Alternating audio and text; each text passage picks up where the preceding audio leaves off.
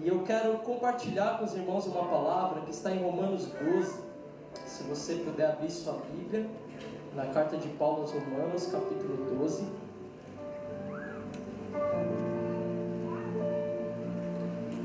Romanos 12, versículo 1. Eu vou ler na versão NVI.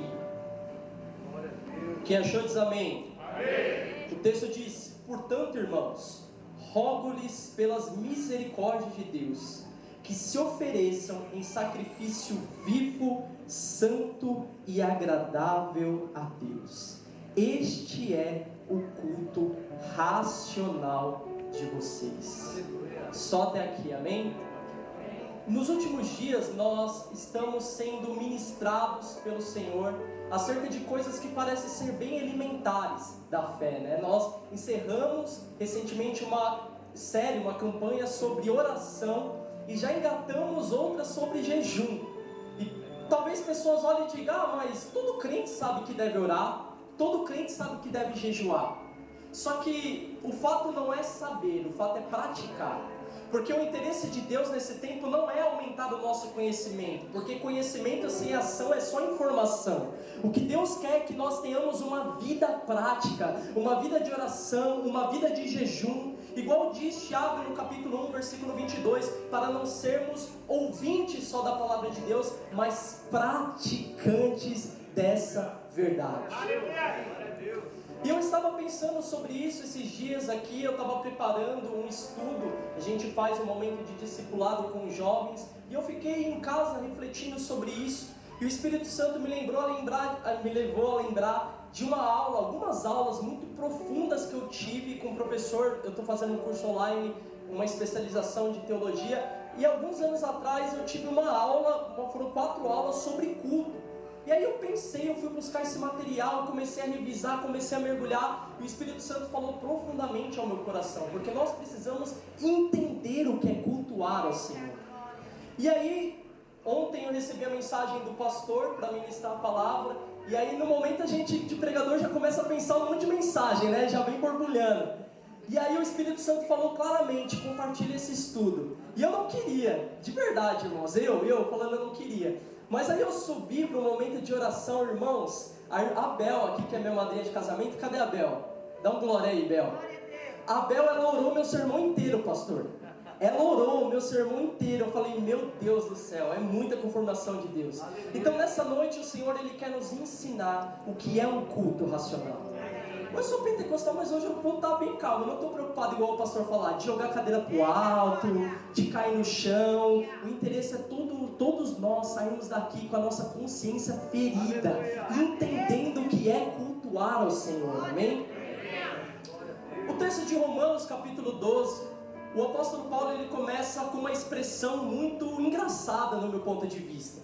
Porque ele começa dizendo: irmãos, rogo-lhes pelas misericórdias de Deus. E por que eu digo que é engraçado? Porque o apóstolo Paulo, ele está igual aquela mãe, pastor, que já falou 10 vezes para o seu filho, e aí chega um momento que ela cansa de falar, e ela começa a falar: ô João, por favor, João, desliga essa guitarra. Eu já falei com você 10 vezes, cara, vai lavar a louça lá. Ô Vitão, 10 vezes, cara, por favor, desliga o videogame, cara, vai arrumar seu quarto. Não acontece assim? As mães não fazem isso? Chega um momento que você briga tanto com seu filho que você não tem nem mais força para brigar. Você começa a suplicar, fala: por favor, vai, pelas misericórdias do Senhor, vai lá. É o que Paulo está fazendo aqui. As esposas também, meu Deus, deixa quieto as esposas aí. Dura coisa. Então é o que Paulo está fazendo. Paulo, ele está falando: olha, pelas misericórdias do Senhor, eu já falei 1000 vezes, vocês precisam entender o que é cultuar ao Senhor. Se alguém perguntasse para você hoje: irmão, o que é cultuar ao Senhor? Será que você conseguiria responder de bate-pronto o que é oferecer um culto a Deus? Quando falamos de culto, geralmente as pessoas associam culto a um lugar. Eu digo que nós vivemos a síndrome da mulher samaritana, em João capítulo 4. Jesus está lá na beira do poço de Jacó, chega a mulher samaritana para tirar água do poço. Jesus começa a dialogar com aquela mulher, e aquela mulher pergunta: Senhor, aonde eu devo entregar o meu culto? Porque os judeus dizem que é em Jerusalém. Nós samaritanos adoramos no monte, mas me diga, Senhor, aonde nós devemos adorar? E aí Jesus diz, João capítulo 4, verso 23, mulher, a hora vem, e a hora é, que os verdadeiros adoradores adorarão o Pai em espírito e em verdade. Aquela mulher queria uma indicação de um lugar, e Jesus dá uma indicação de como fazer. Jesus diz para ela, mulher, em outras palavras, o lugar não importa, pode ser no templo, pode ser no monte, mas o importante é fazer em espírito e em verdade. Agora, se culto não é um lugar, o que é culto, afinal? A palavra culto que Paulo usa em Romanos capítulo 12, no original do grego, é latreia, que significa trabalho ou serviço prestado a alguém. No português a gente usa a palavra culto, mas é interessante que no inglês, pastor, a palavra culto é service, que significa serviço. Então, quando o americano ele diz, eu vou para a igreja, ele diz, I'm going to the service. Eu vou trabalhar. I'm going to the service. Gastando inglês, né? English. Eu vou trabalhar. Eu vou prestar um serviço ao Senhor. Por isso que todas as vezes que você vir a um culto, troque a palavra cultuar por trabalho. E aí você vai ver a diferença. Você não vai dizer, olha, eu vou cultuar. Você vai dizer, eu vou trabalhar para o Senhor. Por isso que o apóstolo Paulo ele diz, irmãos, rogo-lhes pelas misericórdias de Deus que se ofereçam. Então ele não diz que recebam, ele diz que ofereçam, porque o culto verdadeiro não é aquele que você recebe, o culto verdadeiro é aquele que você oferece, é aquele que você entrega, é aquele que você não vem consumir, é aquele que você não vem para assistir, é aquele que você vem para entregar a sua melhor adoração, o seu melhor louvor, porque você entende, eu não estou num teatro, eu não estou numa apresentação, eu não estou num momento de lazer. Culto não é entretenimento, culto não é lazer, culto é sacrifício ao Senhor. Será que tem alguém que vem cultuar a Deus aqui nessa noite? Se for para o Senhor, pode aplaudir. Aleluia.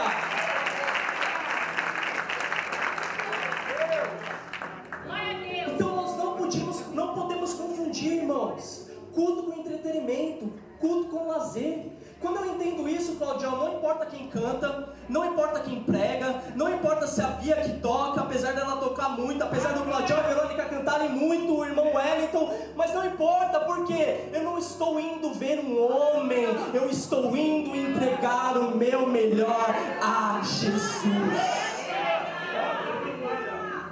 Toque, canta.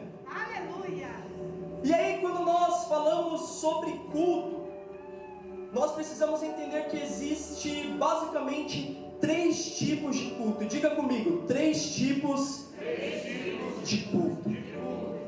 O primeiro culto que eu queria compartilhar com os irmãos é o culto pessoal.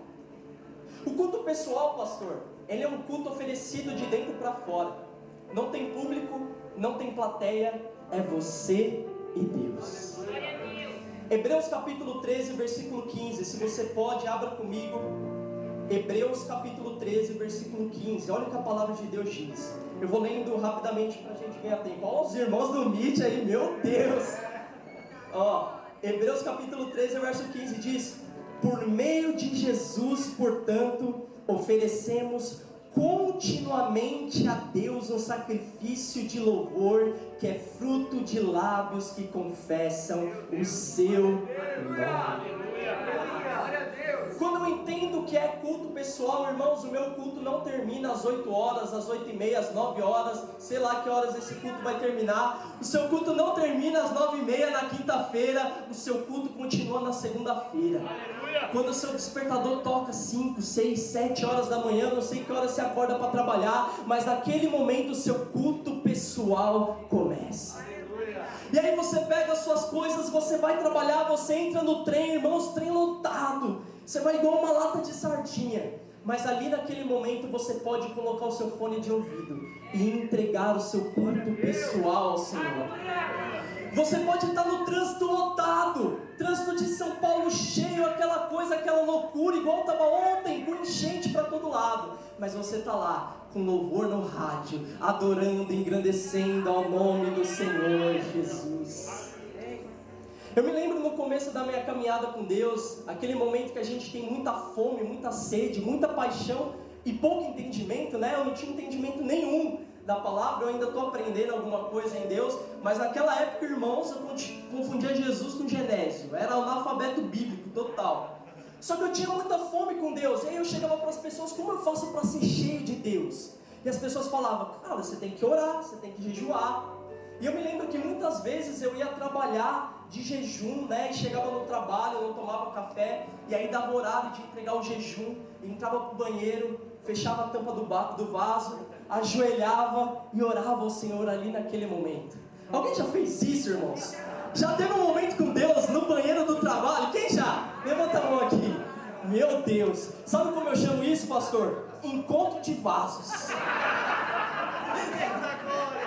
Encontro de vasos. Esse é o verdadeiro encontro de vasos, irmãos.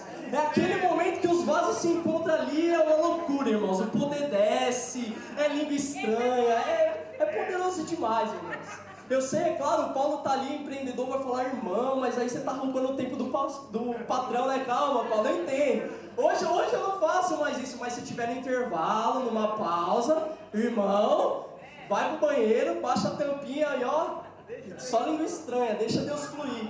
Porque nós precisamos entender, irmãos, culto não é ambiente, culto não depende de uma geografia específica. Quando eu entendo que eu posso oferecer o meu culto pessoal, irmãos, pode ser dentro do banheiro da empresa, pode ser no trem, pode ser no carro, pode ser em qualquer lugar, mas eu ofereço a Deus um culto contínuo, que é o que agrada ao nome do Senhor Jesus.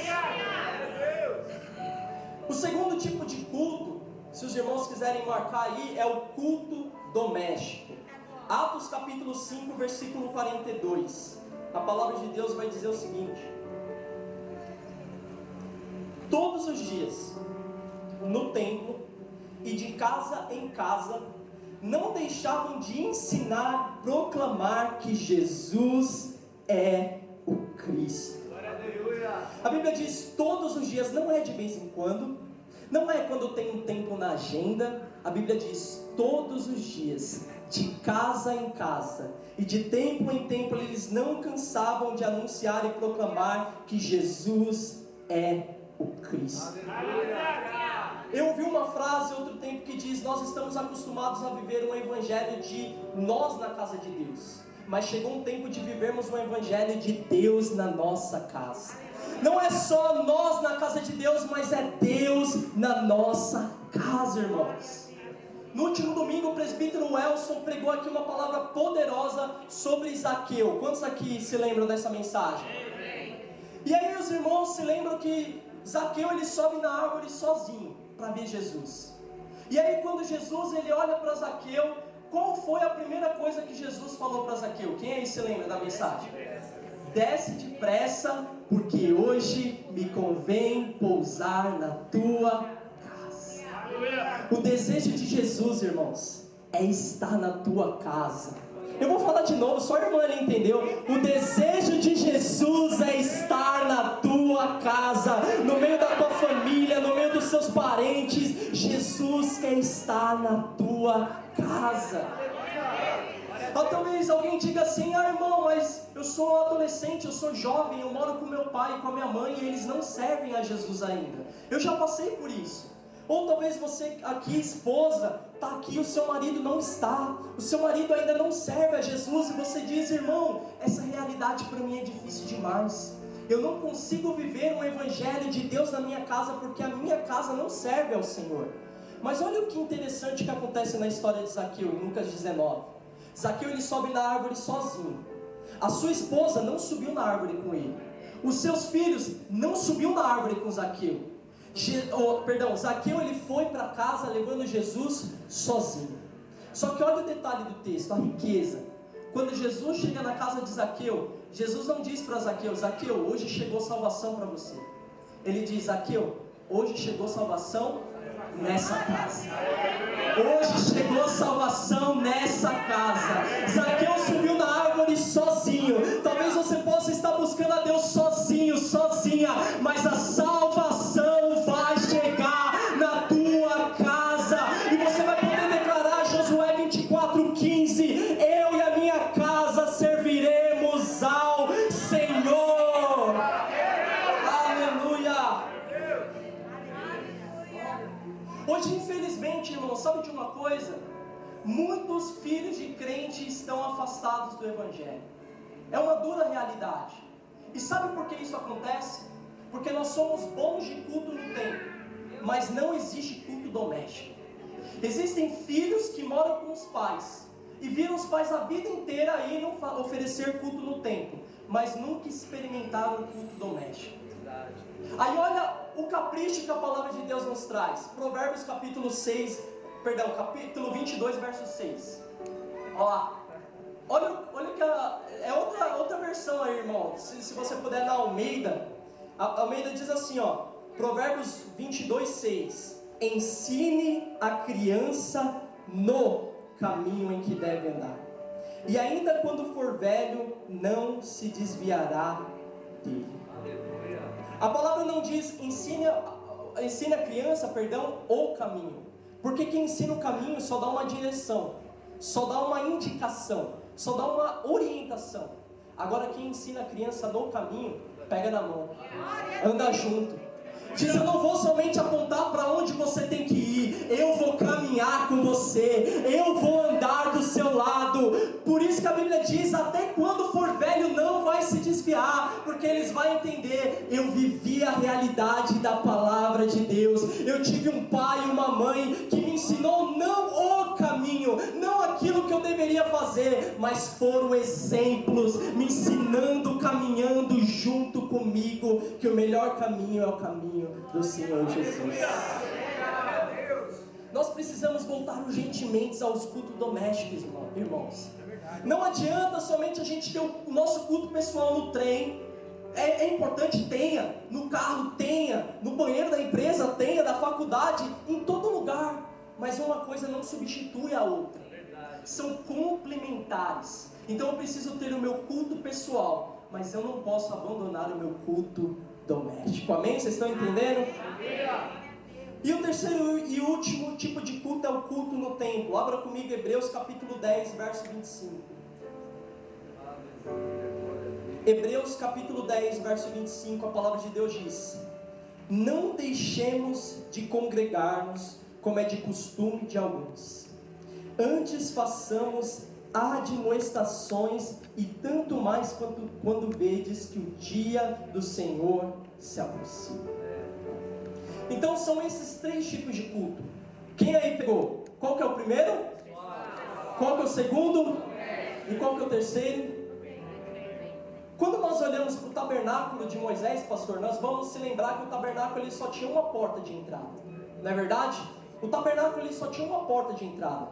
O sumo sacerdote, para chegar no Santo dos Santos, no lugar santíssimo, ele não conseguia entrar direto, porque ele tinha que passar pelo átrio, culto pessoal. Aí ele chegava no lugar santo, culto doméstico. Aí ele alcançava o lugar santíssimo, culto no templo. Eu gosto do que o salmista diz no Salmo 122, versículo 1: alegrei-me quando me disseram, vamos à casa do Senhor. Esse texto, pastor, está os três tipos de culto juntos. Sabe por quê? Ele não se alegra no templo. Ele diz, alegrei-me quando me disseram. Ou seja, ele não está no templo ainda. Culto pessoal, culto doméstico. Mas ele diz, a alegria que eu senti aqui, eu vou celebrar no templo. Vamos à casa do Senhor. Você quer ver os cultos, irmãos, no templo avivado, poderoso? Pessoas entrando aqui coxas e saindo andando, surdo ouvindo, cegos enxergando, pessoas sendo curadas. Começa a voltar a ter o seu culto pessoal, começa a voltar a ter o seu culto doméstico, e o seu culto no templo vai ser avivado e poderoso para a glória de Deus.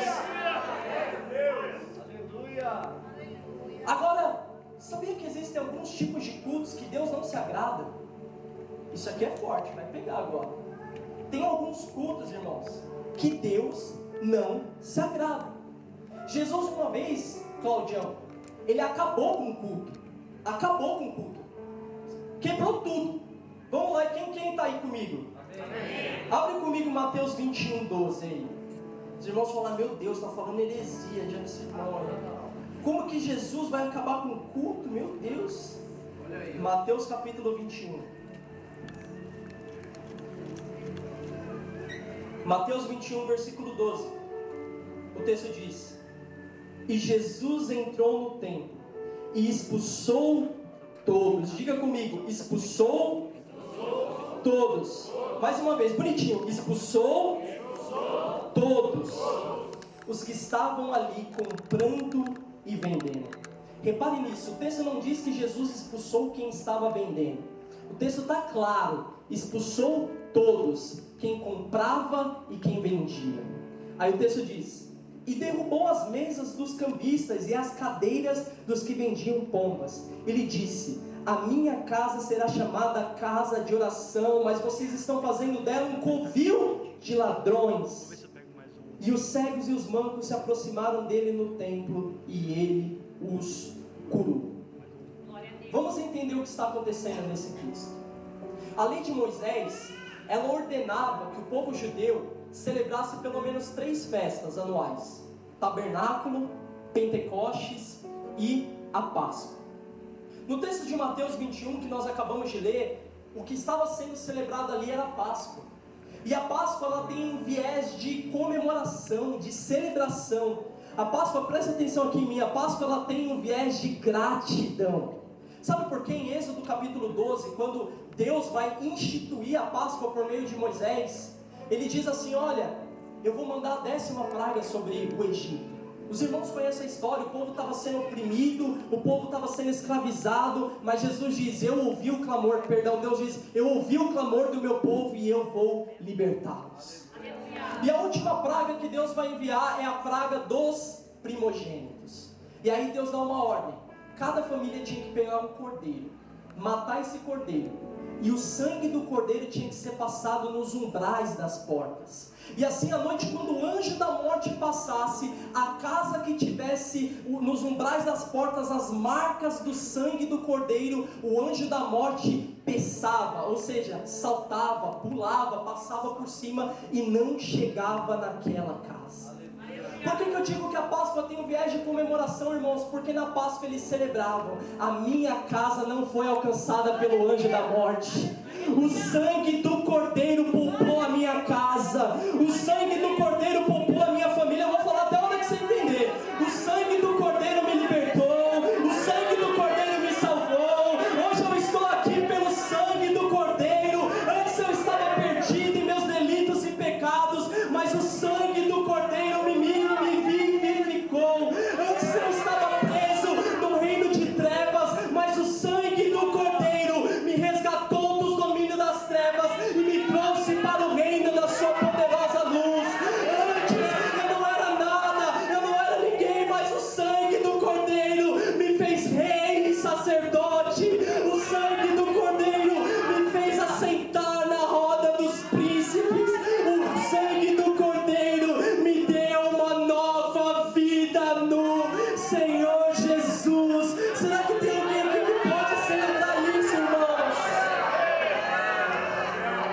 Ei, por mais cansado que você esteja, por mais vulnerável que você esteja, irmãos, chegue no culto e diga: eu vou adorar, eu vou rasgar minha alma, porque eu estava morto e hoje eu tenho vida. Irmãos, para com isso, eu não tenho motivo para adorar. Olha para quem você era antes, olha para quem você é hoje, olha o que Deus fez na sua casa, na sua família. E isso é motivo da gente rasgar o nosso coração diante de Deus e falar: obrigado, Jesus. Obrigado, Jesus. Aleluia! Obrigado, Jesus. Os judeus, eles tinham isso, só que foi perdido, infelizmente. Sabe por quê, irmãos? Para celebrar a Páscoa, eles tinham que subir ao templo levando um corban todá, no original. um sacrifício de oferta, Levíticos capítulo 7, versículo 12, oferta de gratidão, reconhecendo: o sangue do Cordeiro livrou a minha casa. O sangue do Cordeiro me libertou da mão do opressor. Só que nós precisamos ter em mente que eram 12 tribos de Israel, e cada uma de uma região completamente diferente. Então as pessoas vinham de longe, trazendo de casa os seus sacrifícios. Por quê? Culto pessoal e culto doméstico. Então, sacrifício é preparado em casa, não é preparado no templo. Vou falar de novo: sacrifício é preparado em casa, não é preparado no templo. Só que aí qual que é o problema, irmão Wellington? Como tinha muitas pessoas que vinham de longe ofertar ao Senhor, o sacerdote falou assim: olha, tive uma ideia, vou ganhar uma grana aí, empreendedorismo, gospel no templo, mas de forma errada. Empreendedorismo é bênção, mas o que eles fizeram era trambique gospel. Vamos falar melhor. Melhorou, trambique gospel. Por quê? Eles falaram: tem uma oportunidade de ganhar dinheiro nisso. Então, as pessoas chegavam com seus animais completamente puros, sem máculas, sem defeito. Aí os sacerdotes olhavam e falavam assim: ô irmão Wellington, esse cordeiro que você trouxe aqui está com uma mancha, não vai dar para sacrificar ele não. Mas faz o seguinte, para você não perder viagem, vai naquele departamento ali, ó, que eu vou te vender um cordeiro novinho. Aí você ia lá, deixava o seu, voltava, ele pegava o seu cordeiro que você levou, vendia para você no dobro do preço. Por isso que tinha cambistas no templo. Olha o que aconteceu com a casa do Senhor, irmãos. Só que o problema não era só quem vendia, quem comprava também, porque quem comprava começou a concordar com isso. E começou a falar assim: por que eu vou levar sacrifício de casa, se eu posso chegar no templo e comprar aquilo que eu preciso?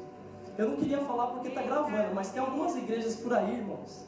Você não precisa jejuar, você não precisa orar. Vem aqui, ó, compra 1 quilo de sal, pastor, que Deus vai mudar a sua história, sua família.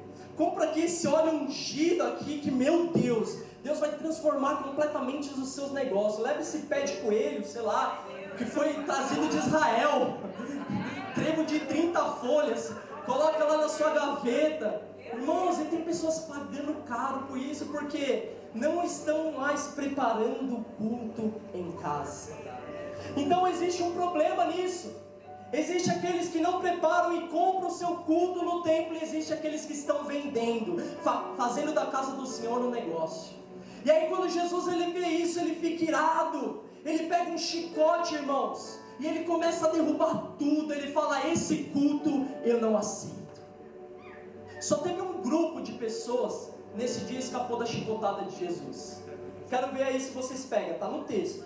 Só teve um grupo de pessoas que escapou da chicotada de Jesus. Quem aí sabe? Fala aí. Os cegos e os mancos. Mateus capítulo 21, 14 diz: os cegos e os coxos vieram a Jesus no templo, e ele os curou. Entre alguém que compra um culto que não foi preparado e alguém que vende, eu prefiro ser o doente. Eu vou de novo, até você pegar. Entre alguém que compra um culto que não foi preparado e aquele que vende, eu prefiro ser o doente. Sabe por quê? Marcos capítulo 2, versículo 17, Jesus diz: eu não vim para os sãos, eu vim para os doentes. Porque os sãos não precisam de remédio, os sãos não precisam de médico. Eu não vim chamar justos, mas eu vim chamar pecadores ao arrependimento. E aí o texto continua, Mateus capítulo 28, versículo 18, eu quero ler com vocês essa parte, que vai denunciar o culto hipócrita, o culto religioso, o culto que Deus não recebe. Mateus capítulo 21, versículo 18 diz: de manhã cedo, quando voltava para a cidade, Jesus teve fome. E vendo uma figueira à beira do caminho, aproximou-se dela, mas nada encontrou, a não ser folhas. Então lhe disse: nunca mais dê frutos. E imediatamente a árvore secou. Perceba que não é à toa, esse texto está na sequência daquilo que Jesus fez no templo. A Bíblia diz que Jesus, depois de fazer tudo isso no templo, ele sai e ele vê uma figueira cheia de folhas. E quando nós vamos estudar acerca da figueira, nós vamos entender que uma figueira formosa, cheia de folhas, indicava que nela havia muitos frutos. Porque o fruto de uma figueira ficava por detrás das folhas. Então Jesus, ele não deu azar, igual algumas pessoas pensam. Coitado de Jesus, foi lá, viu uma figueira, pegou de forma aleatória e viu que não tinha frutos. Não, Jesus olhou para a figueira e falou: nossa, essa figueira é bonita, hein? Cheia de folhas, deve ter muitos frutos. Só que aí o que acontece? Decepção. Jesus vai pegar fruto e não tinha, só tinha folhas. O que eu quero dizer com isso, irmãos? O culto que não agrada a Deus é um culto de folhas, mas que não tem frutos. O culto que Deus não recebe é um culto de folhas, mas que não tem frutos. As folhas são bonitas, deixa a árvore formosa, aparente. Quem olha diz: meu Deus! Mas quando você vai se alimentar não tem nada. Mas sabe de uma coisa, irmãos? O que faz mais barulho quando o vento bate numa árvore? Os frutos ou as folhas? As folhas. E aí tem pessoas que olham: olha, o irmão ali está fazendo barulho, está cheio de frutos. Não. Às vezes você pode aí estar quietinho no seu lugar. Não tem glamour, não tem espaço, não tem seguidores no Instagram, mas você está dando frutos para a glória de Deus. As folhas podem atrair as pessoas, mas só o fruto tem a capacidade de alimentá-las. Eu vou de novo, irmãos.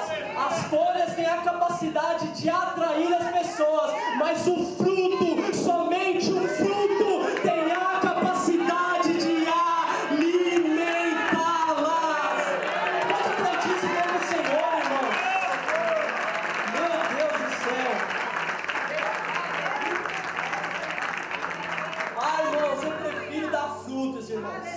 Jesus não quer folha de nós, Jesus quer frutos para a honra e glória do nome dele. Quem diz isso é o próprio Cristo. Pastor João capítulo 15, verso 16, olha o que Jesus diz, não sou eu. Ele diz: não me escolhestes a mim, mas eu vos escolhi a vós e vos nomeei para que vades e deis frutos, e o vosso fruto permaneça, a fim de tudo quanto em meu nome pedirdes ao meu Pai, Ele vos conceda. Quer ter as suas orações atendidas, irmãos? Começa a dar frutos.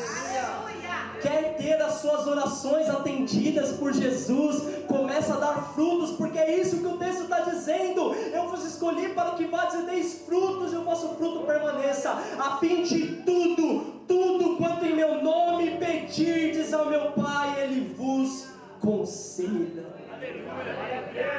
Vocês estão felizes com Jesus ainda ou não? Contente comigo. Eu falei então, primeiro ponto, o que é culto. Eu falei sobre o culto que não agrada a Deus. E agora eu quero encerrar, meu Deus, o tempo já voou, falando de 4 elementos que não podem faltar num culto que agrada a Deus. Amém?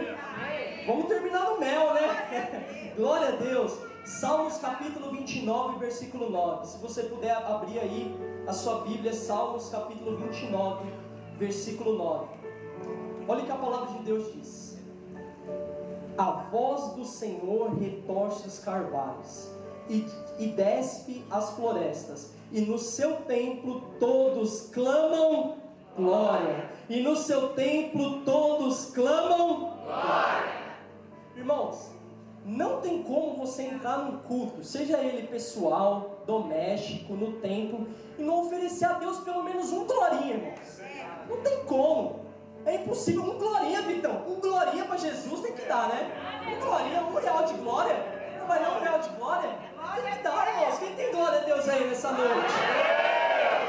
Porque se eu entendo que culto é trabalho, eu entendo que o glória que eu ofereço a Deus não é para animar o pregador, não é para animar o ministro de louvor. Quando o pastor sobe aqui e diz: igreja, levanta as mãos, não é porque ele quer criar um movimento, não, é porque nós precisamos entregar a nossa adoração ao Senhor. Glória a Deus, não pode faltar, irmãos. Eu conheço pessoas, aqui não tem, tá? Aqui não tem, mas eu conheço pessoas que falam o seguinte: pastor Arnaldo, eu não concordo com esse negócio de dar glória aí no culto, não. Eu só dou glória se eu sentir. Estufa o peito assim ainda, peito de pombo assim, ó. Só dou glória se eu sentir. Se eu não sentir, Claudião, eu não dou glória não. Não arrepiou, não vou dar glória não. Eu sei que aqui não tem, mas o Manuel fala que eu não olho pra câmera, agora corta pra mim aqui, ó. Marcelo Rezende. Talvez tenha algum varão emotivo, varão do sentimento. Deixa eu falar pra você, varão do sentimento, que diz, eu só dou glória no culto se eu sentir. Ei, glória a Deus no culto não é sentimento. Glória a Deus no culto é reconhecimento. Por isso eu não preciso sentir nada, eu não preciso ter arrepio, eu só preciso reconhecer aquilo que Cristo fez na minha vida. É simples, irmãos. Isso aí pode aplaudir para Jesus. Vai ficar bonito.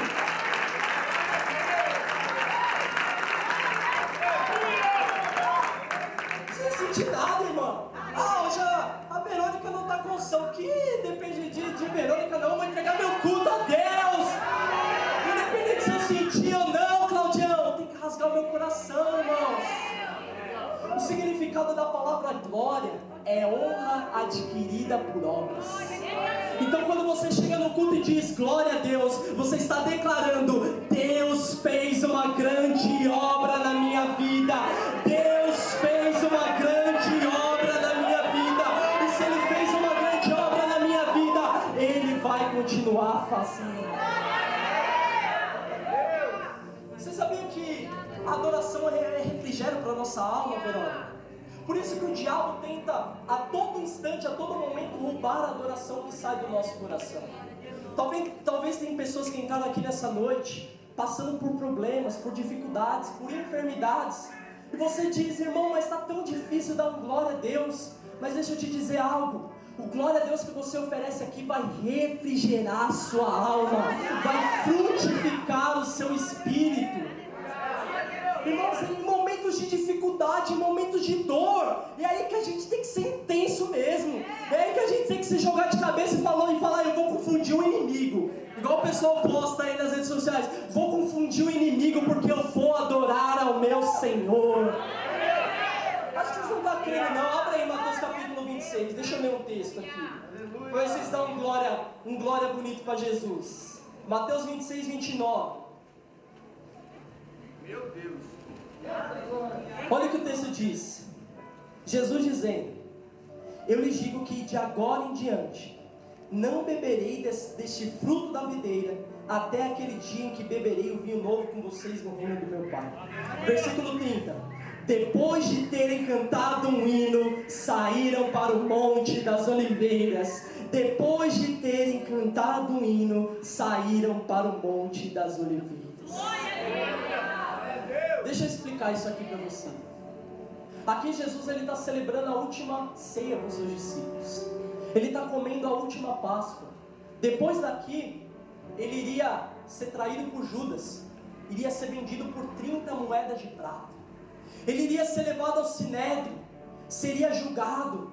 Seria obrigado numa via chamada Via Dolorosa a carregar um partíbulo, um pedaço pesado da cruz em seus ombros. Ele teria que caminhar cerca de 500 a 600 metros com aquele partíbulo machucando seu corpo. Ele seria pendurado no madeiro, colocaria uma coroa de espinhos na sua cabeça, pregaria os seus pés e as suas mãos, e ele sofreria uma morte terrível.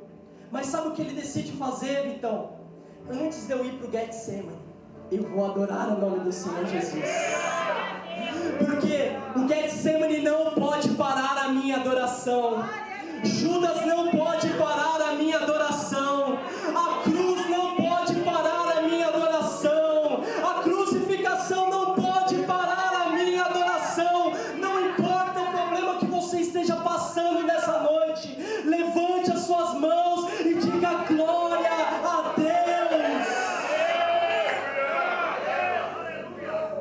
1 Coríntios capítulo 11, verso 23, a gente lê esse texto aqui todo domingo de ceia. E talvez você não tenha percebido um segredo chave nesse texto. Está aqui na tela? Olha o que diz: pois eu recebi do Senhor que também vos ensinei, que o Senhor Jesus, na noite que foi o quê?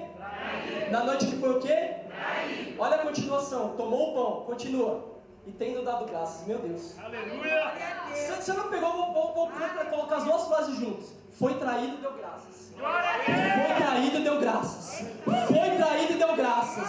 Jesus foi traído, mas ele continuou dando graças, porque a traição que Jesus sofreu não mudou a essência de quem ele era. E a traição que você sofreu dói. Imagina se ser traído por discípulos, ser traído por pessoas que você decidiu entregar a sua vida, mas mesmo assim Jesus disse: eu vou continuar dando graças. Na noite que foi traído, partiu o pão e deu graças, porque o que eu sofro não muda aquilo que eu sou. Eu sou um verdadeiro adorador, que adora o Pai em espírito e em verdade. No dia bom eu adoro, no dia mau eu adoro. Não importa a situação, não importa as circunstâncias, eu continuo dando graças ao Senhor.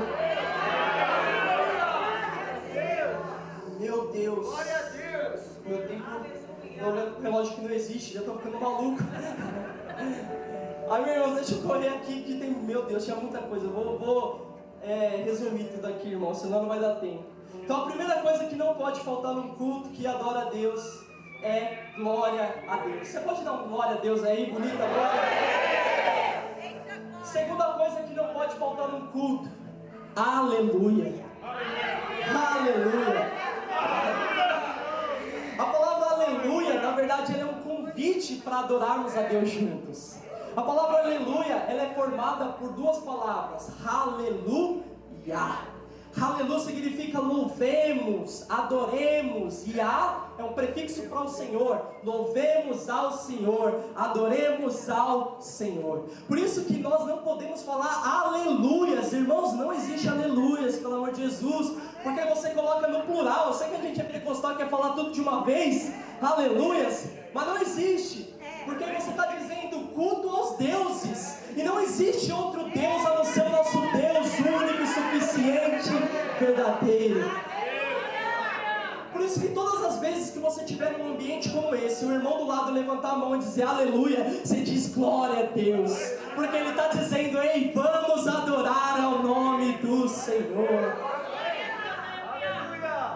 Terceira coisa que não pode faltar no culto: Salmo 134, verso 1. Eu quero ler com os irmãos esse. Salmo 134, versículo 1. Meu Deus.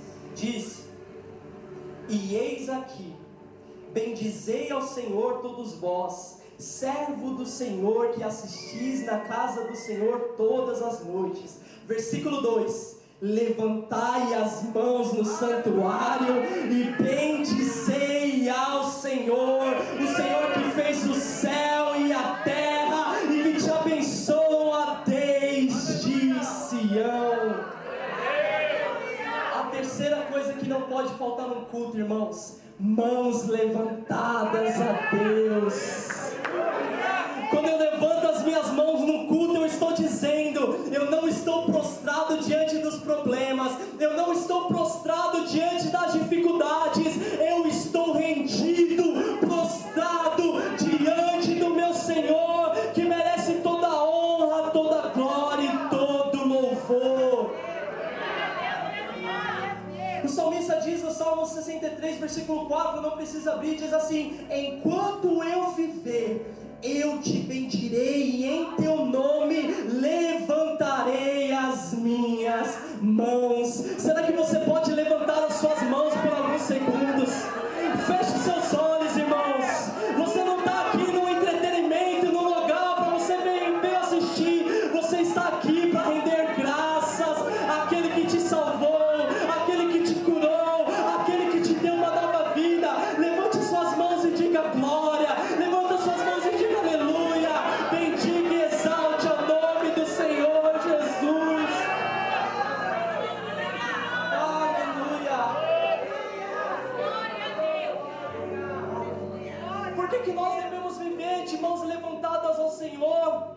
O Paulo pregou aqui, irmãos, no último dia da ministração da campanha de oração da série, Êxodo capítulo 17, versículo 10. A Bíblia diz que Josué está no campo de batalha lutando contra o povo de Amaleque. Mas Moisés está no cume do monte. E no cume do monte Moisés não está assistindo a luta que está acontecendo lá embaixo. No cume do monte Moisés está com as mãos levantadas. Arão e Hur sustentam as mãos de Moisés. E a Bíblia diz que Josué prevalece na peleja. Ei, irmãos, a luta que você está travando não vai ser vencida com espada, vai ser vencida com mãos levantadas ao Senhor. E eu encerro. Última coisa e mais importante de todas, que não pode faltar no culto. Êxodo capítulo 12, abra comigo aí. E eu vou encerrar, que já deu fome. O pastor vai pagar uma pizza. Profetizo.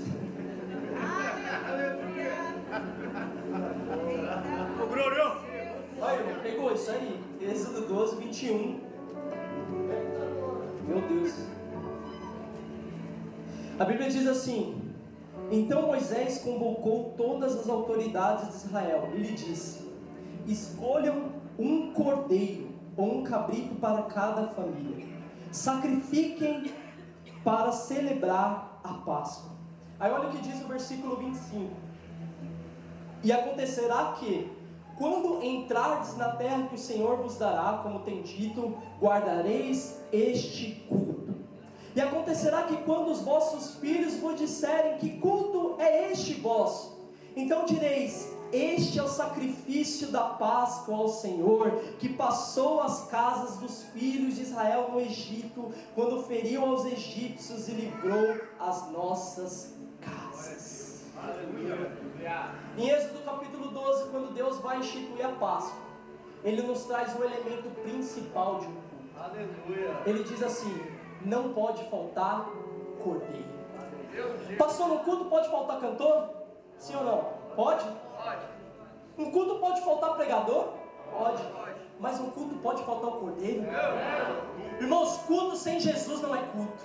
Culto sem o cordeiro não é culto.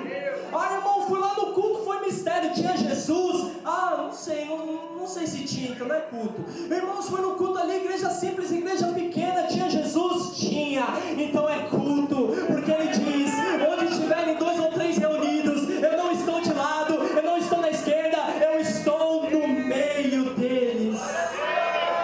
Porque o nosso culto não é antropocêntrico. O homem não é o centro do nosso culto. O nosso culto é cristocêntrico. Jesus é o centro do nosso culto, da nossa adoração. No Monte da Transfiguração, irmãos, no Monte da Transfiguração vai trazer a revelação do Evangelho. Por quê? Jesus, ele sobe no monte com Pedro, Tiago e João. A Bíblia diz que no Monte da Transfiguração aparece Moisés e Elias, no Monte da Transfiguração. E aí os discípulos, eles ficam atônitos por estarem diante de Moisés e Elias. Pedro fala até de armar uma tenda. Doidão Pedro, falando: meu Deus, Jesus, quem que eu coloco uma tenda aqui para Moisés, para Elias e para você? Aí Jesus falou: esses caras não entenderam nada. Aí olha o que diz Mateus capítulo 17, versículo 8. Tem aí, irmão? Não sei se eu coloquei esse. Mateus 17, 8. Eu queria ler esse aqui com os irmãos do Monte da Transfiguração. Se não tiver, eu vou ler. Tem? Foi? Olha lá o que diz. Então eles, levantando os olhos, a ninguém viram senão Jesus. Vou ler até vocês pegarem. Então eles, levantando os olhos, a ninguém viram, a não ser Jesus. Jesus, Jesus. Isso é Evangelho, irmãos. O Evangelho é Jesus e ninguém mais. O Evangelho é Jesus, o Evangelho é Cristo e mais ninguém. Não é Elias, não é Moisés. O Evangelho é Cristo e ninguém mais.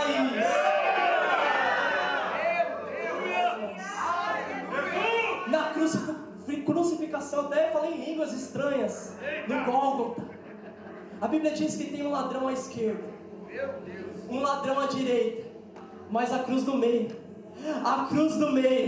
é ocupada por aquele que governa a sua vida, é ocupado por aquele que está sentado no alto e sublime trono. A cruz do meio, a cruz do centro, é ocupada por Cristo, porque esse é o lugar dele na nossa vida, irmãos. Pode ficar de pé, irmãos, senão eu vou até a vigília aqui, irmãos. Meu Deus. Eu vou ler o último versículo aqui. Apocalipse capítulo 5, versículo 6. Olha o que João viu. Apocalipse capítulo 5, versículo 6 diz: depois vi um cordeiro, que parecia ter estado morto, em pé, no centro do trono. No centro do trono, olha o versículo 11. Então olhei e ouvi a voz de muitos anjos, milhares e milhares e milhões, e eles rodeavam o trono, bem como seres viventes e os anciões, e cantavam em alta voz: digno é o cordeiro que foi morto de receber poder, riqueza, sabedoria, força, honra, glória e louvor. Depois disso ouvi todas as criaturas existentes no céu, na terra, debaixo da terra, no mar, e tudo que neles há, que dizia: aquele que está